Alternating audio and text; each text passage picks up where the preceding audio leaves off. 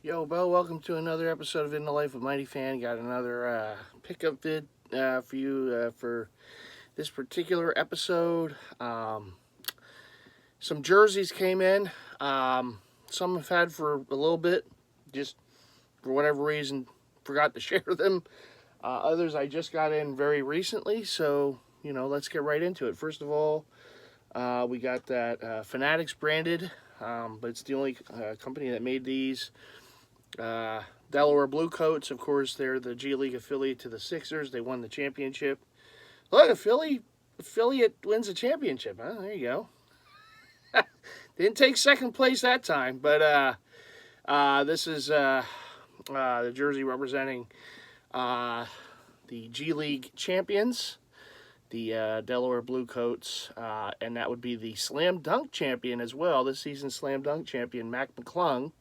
His Bluecoats jersey right here. And there's the back, number 9. Got Sixers font, McClung on the bottom. You got the NBA G League logo on the back as well.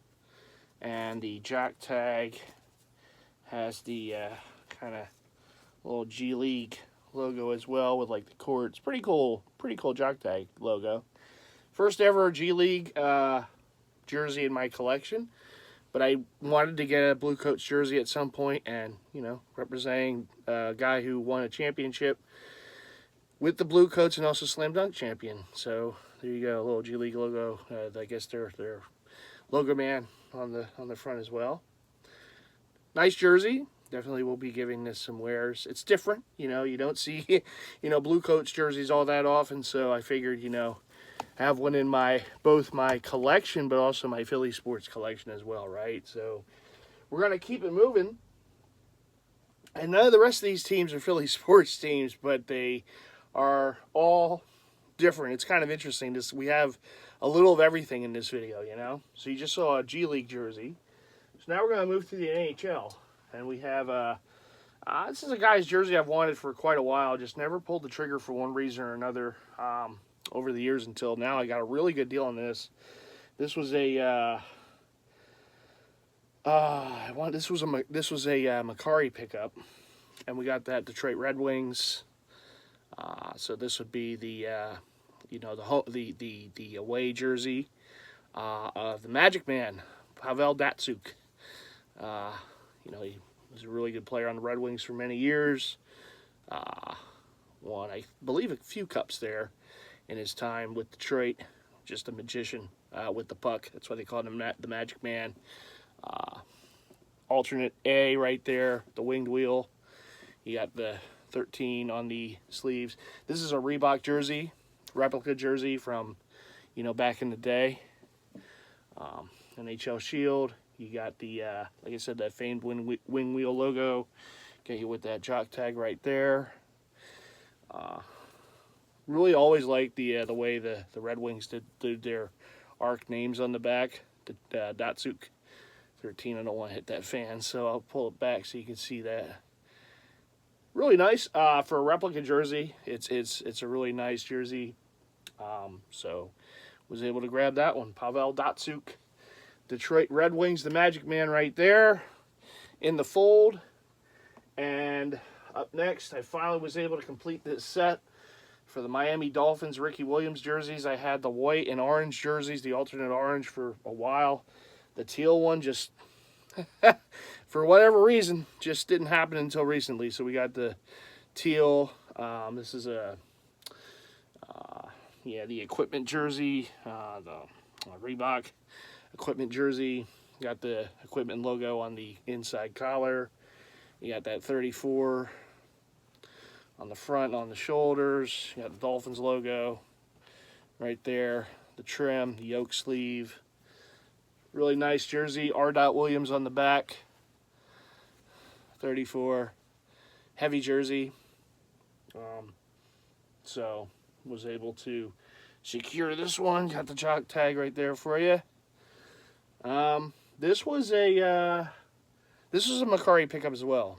Another one I got pretty cheap. So the Ricky Williams Dolphins set is complete. I don't have any of his authentic Saints jerseys yet, but maybe someday. Maybe someday. I know my buddy Slim's got them all, so shout out to Slim. Let me get to the next right here. This was an eBay pickup, and you know, people people say like you can't get jerseys cheap. Oh, you gotta, you know, settle for this or that. You just have to look. You know, I always say you gotta turn over every rock because there's so many deals to be had. First of all, there's so many jerseys out there, whether they're authentic, swingman, you know, what have you. Because there's so many jerseys out there, there's a lot of people that are going to sell them eventually, right? Don't look at me. But, back you vultures, okay? But there's a lot of other people out there who sell their stuff, and you can find some really good deals for authentic Mitchell & Ness jerseys. Even the authentic lines, not just the swings, you can find deals. I mean, most of what I get deals for. I mean, all the jerseys in the collection, there might be just a handful that I've spent retail on. And that's the truth, because you can always find sales. You can always, you know, you look around on the secondary markets like an eBay, Mercari, Poshmark, OfferUp, what have you. There's so many deals to be had. Even within the jersey head groups, people sell stuff, and you can, you know, you can get good deals from the fellow jersey heads for jerseys. It happens all the time. So when people say, oh, I have to settle for this jersey because I can't get, you have to spend so much money on authentics or something, you just have to look. You just have to look. I know sometimes it's hard. You might not find that exact jersey on sale at a really good price right away. It might take a few tries, but eventually you'll find them, you know, so you just have to keep your eyes open. You know, so this jersey right here, this is an authentic batting practice line for Mitchell & Ness. And I got this jersey, I believe, shipped, because it was free shipping, for under $40. And it's a somewhat new jersey. I think it came out last year. So we got the Cincinnati Reds pullover batting practice for Pete Rose. Number 14, of course, Rose, big name on the back. Big font, I should say.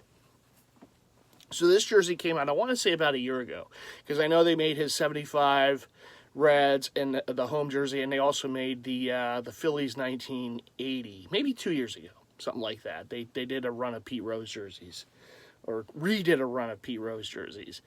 And this batting practice jersey was one of the ones that came out in that set. So you see a lot of good deals for these batting practice jerseys out there on eBay. So the Pete Rose, I believe, was already under 40, and it was an offer. I made an offer, and the person accepted it. And I want to say I got it for 32 or 33 bucks for an authentic, you know, batting practice jersey for Mitchell & Ness. So it just goes to show there's lots of deals out there to be had. You just have to look, and sometimes even if it's an offer, you can make an offer, try to get a little, you know, few bucks even off of that, and sometimes they'll take it. So shout out to the seller on eBay for it. Is a jersey I've, you know, been meaning to get, just, you know, haven't jumped on it, but I found a price that was just, you couldn't pass it up, and even then I got it a little cheaper. So you got this Pete Rose Cincinnati Reds pullover. I always like the Reds jerseys because, shout out to Reds fan in Florida on IG, because, and to my buddy Slim, who's a Reds fan, because I just love the overall look of the old pullover jerseys, and that big name on the back just gets me every time. Let's see if it has a year tag on this. I want to say it's a, let's see, did they put oh yes they did, okay. 1984 Pete Rose right there on the inside. And of course you have your Mitchell & Ness jock tag. We all know what it looks like, but there it is. And because it's not in the authentic line, you know, it has the different name and year tag on the inside. Otherwise, it would be on the other side for the authentics. They would put it on the other side. Good quality. This is a 3X, and I do advise for the batting practice jerseys, you want to go a size bigger, because they have a sort of fit to them that's a little shorter in length. You know, width-wise, they're usually pretty good, but the length-wise, that's where you want to be a little careful. Now, if you go to a place like a Lids locker room or such, where you have Pro Image, other stores, where you have the availability to try on these jerseys, I would always recommend to do that. Particularly if you're new to getting them, because they do run these batting practice jerseys. Though they're the cheapest jerseys that Mitchell & Ness makes, they do run a little short, so you do want to make sure to kind of, you know, try them on, see what your best size is. I mean, for me, I can go between a 2 and 3X. I would prefer a 3 just because it fits just that much more better for me, the batting practice ones. But, you know, it's just one of those things out there, just a little advice. Helpful advice from MightyFan, right? So I was happy to finally get one of these in the fold. The 84 Pete Rose batting practice, Cincinnati Reds. So I got a few Reds batting practice jerseys in the fold now. I got Johnny Bench, Barry Larkin, Pete Rose. The only two that I know they made that I don't have is Concepcion and Chris Sabo. But, you know, maybe someday for those two. Last but certainly not least, I want to give a big shout out to a guy, one of our fellow Jersey heads out there, big-time collector, and we all know him in the groups right on Facebook, Double Z. Zach, of course, hooked me up with this one. I saw he had doubles. I hit him up. I said, hey, you willing to move one of them? Sure enough, he was. We worked out a deal. This was the last of the holdouts for me for the Bad Boys era Pistons jerseys by Mitchell & Ness. I have the home version of this too, but I didn't have the road until now. So we got that road Bill Lambier, Detroit Pistons, everything pressed on as it should be. This is an authentic jersey, China run, so it's somewhat newer. With the jock tag, 88-89, the Bad Boys, Bill Lambier, right there. Guy was an antagonist on those teams.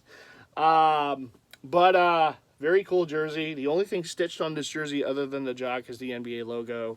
Everything else is pressed on as it should be. Now, of course, the Swingman versions, they're going to be, you know, heat pressed or stitched or what have you. But the Authentics, they're always going to be pressed on as they should, because that's how the Pistons wore them back in the day when they were doing their bad boy things. Right? Now, the only jersey that I don't have in authentic form, I guess, to look like it was from this era would be like the Rip Hamilton that they made, like a throwback, the Hardwood Classics. There may be another player in there that they did too. I know they did Rip Hamilton. But of the players that actually played during that era, I have them all. Home and away. Every single one from that Mitchell & Ness has made. Unless there's some salesman sample of a Mark Aguirre or a, you know, John Sally or a Vinny Microwave Johnson that I don't know of. The ones we know of, your boy got them all. I don't know why. It's just one of those things. Once I started accumulating them, I wanted the whole set. It's just one of those things. I'm a Sixers fan, but I wanted the whole set of Bad Boys jerseys. Even though I was a Jordan fan and Bulls fan growing up, but still, you know, something about those Pistons jerseys always pop. Shout out to Big Baby, too. I know he holds it down in the D. So, hope everything's going well for you and your family.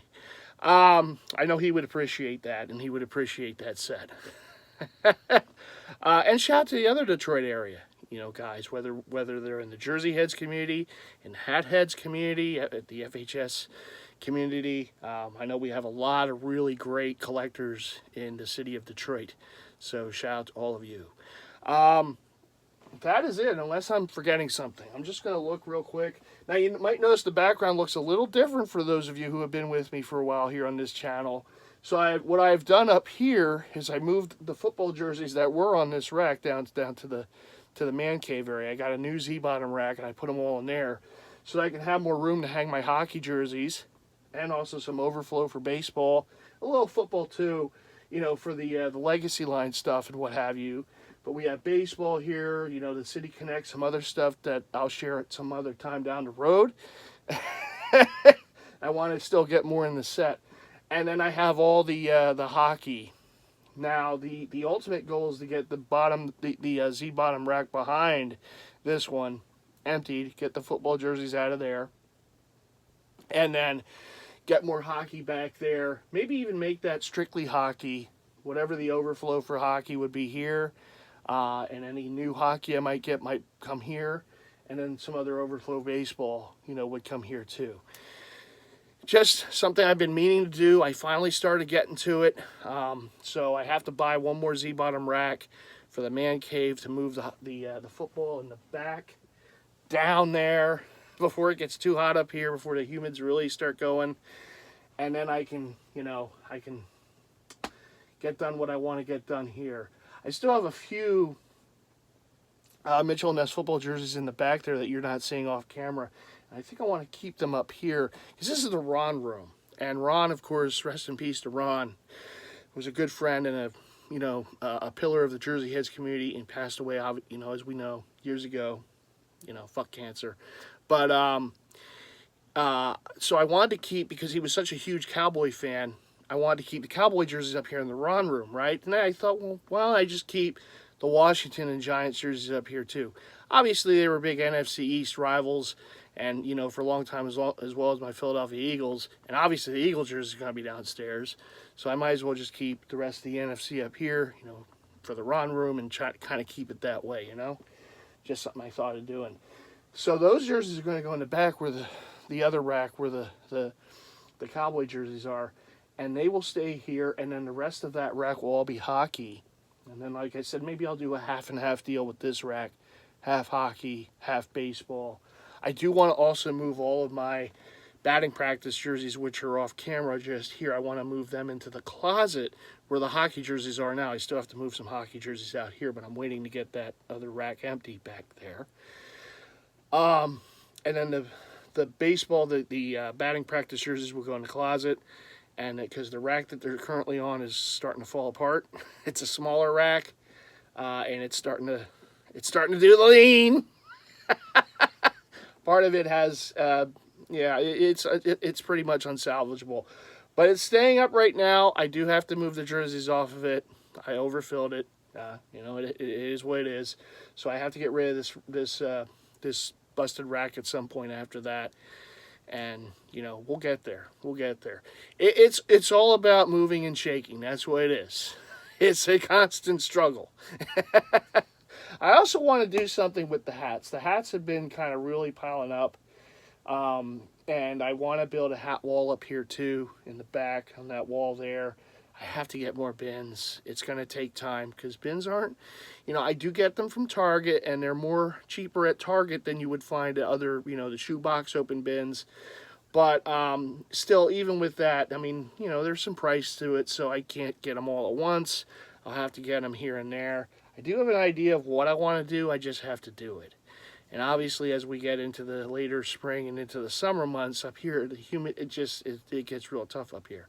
So I might not be able to finish that project until the fall, but I would like to get it going again because I got the Leaning Tower of Hats over there, and I gotta definitely do something about that. Get them in the bins as best I can. I also kind of want to do it alphabetically by team. Besides maybe a couple sets. So that's another goal. That's another project. That's going to be an ongoing project. And I might do some video on that too, because it is part of In the Life, right? So I might show kind of the, here's where we're starting, here's where we're going, and kind of take you on the journey for that, with me. So we'll see. And of course, at some point, I'll show you the racks down in the man cave, the Z-bottoms with all the football jerseys. I do have the one rack of authentic baseball, and then the Mitchell & Ness football. There's a couple other, odds and ends for football in there too.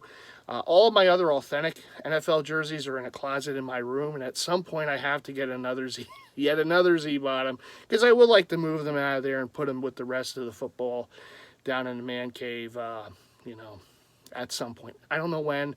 They're fine where they are now. That's not something I'm overly worried about right now. That might be in the fall, but we'll get there when we get there. But anyhow, I'm rambling on as usually happens. I thank you all for watching. I hope everything's going well for all of you. Have a great rest of the weekend. Let's go Sixers. Game 7. You knew it was going to come down to Game 7 with them in Boston. You knew it was going to happen, and I hope they can surprise and win Game 7. It's been an awful long time since they beat Boston in a series, and it's been an awful long time since they've been in the Eastern Conference Finals. I know Miami punched their ticket last night. I would love to join them.